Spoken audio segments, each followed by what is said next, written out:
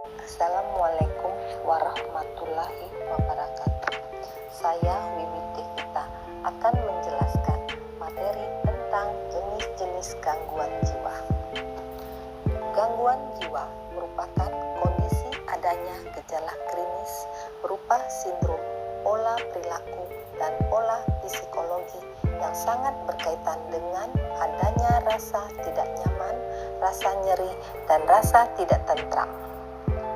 Berikut ini merupakan beberapa macam gangguan jiwa pada manusia.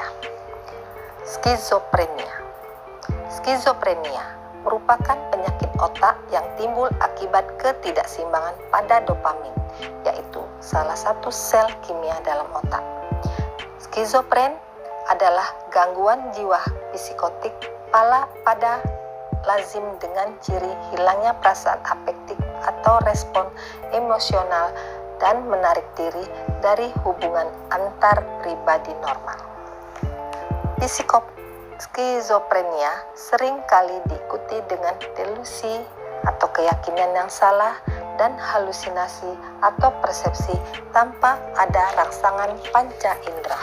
Depresi merupakan salah satu terganggunya fungsi manusia yang berkaitan dengan alam perasaan yang sedih dan gejala penyertanya, termasuk perubahan pada pola tidur dan nafsu makan, psikomotor, konsentrasi, kelelahan, rasa putus asa, dan tak berdaya, serta gagasan bunuh diri.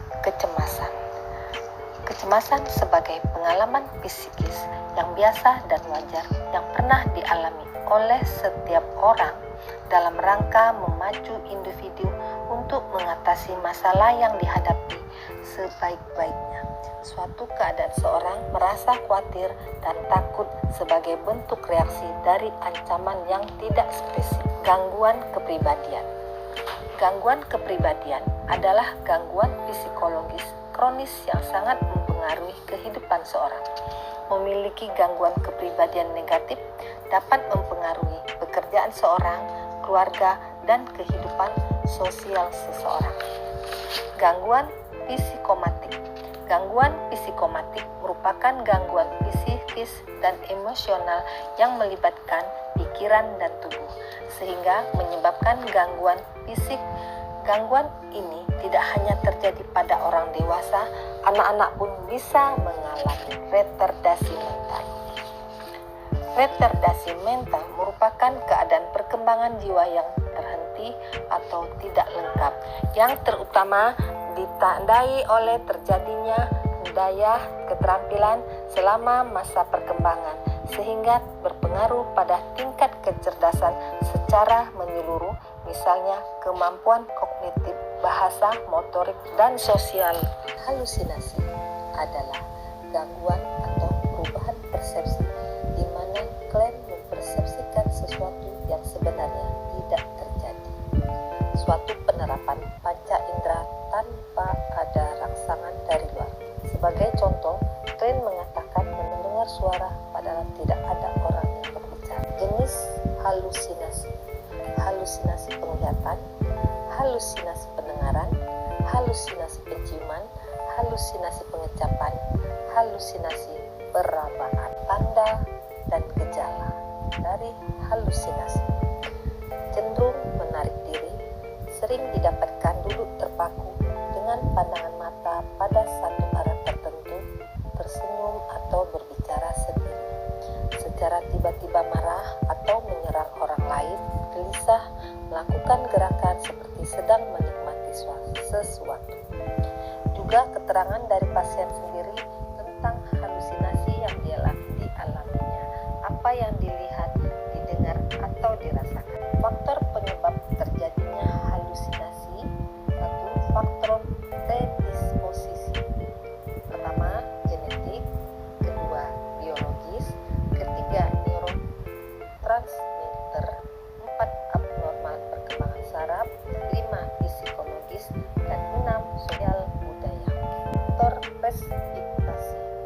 Secara umum, klaim dengan gangguan halusinasi timbul gangguan setelah adanya hubungan yang bermusuhan, tekanan, isolasi, perasaan tidak berguna, putus asa akibat adanya gangguan persepsi sensor halusinasi dapat berisiko mencederai diri sendiri, orang lain, dan lingkungan. Seorang yang dapat berisiko melakukan tindakan kekerasan pada diri sendiri dan orang lain dapat menunjukkan perilaku: 1. Mengungkapkan, mendengar atau melihat objek yang mengancam. 2. Mengungkapkan perasaan takut, cemas, dan khawatir. 3. Dapat membedakan nyata dan tidak nyata. 4. Curiga, bermusuhan, merusak diri sendiri, orang lain, dan lingkungan.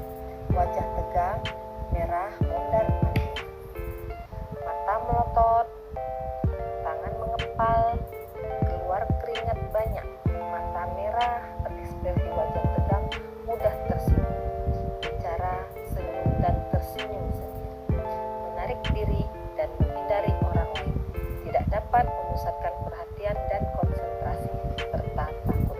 Psikopatologi, risiko mencederai diri sendiri, orang lain, dan lingkungan. Gangguan persepsi sensor halusinasi, isolasi sosial, menaruh diri, gangguan konsep diri, hingga harga diri rendah. Cara mengontrol halusinasi. Cara pertama, menghardik halusinasi. Kedua, bercakap-cakap atau mengobrol dengan orang. Cara 3, lakukan kegiatan berjadwal. 4, minum obat secara teratur. Peran keluarga dalam merawat halusinasi. Pertama, bantu mengenal halusinasi. Saling percaya, diskusi kapan muncul yang menyebabkan, jika sendiri, isi dan frekuensi. Meningkatkan kontak dengan realita. Bicara tentang topik yang nyata, tidak mengikuti halusinasi. Bicara dengan klien secara sering dan singkat. Buat jadwal sehari-hari untuk menghindari kesendirian. Ajak bicara jika klien tampak sedang berhalusinasi. 3. Bantu menuruni kecemasan dan ketakutan. Temani, cegah isolasi, dan menarik diri. Terima halusinasi tanpa menerima dan menyalahkan. Beri kesempatan untuk mengungkapkan. Tetap hangat, empati, kalem, dan lembah lembut. 4. Mencegah klien melukai diri sendiri dan orang lain. Lakukan perlindungan, kontak yang sering secara personal. Kemudian 5. Tingkatkan harga diri. Identifikasi kemampuan klien dan beri kegiatan yang sesuai. Beri kesempatan sukses dan beri pujian atas kesuksesan klien. Dorong respon pada situasinya.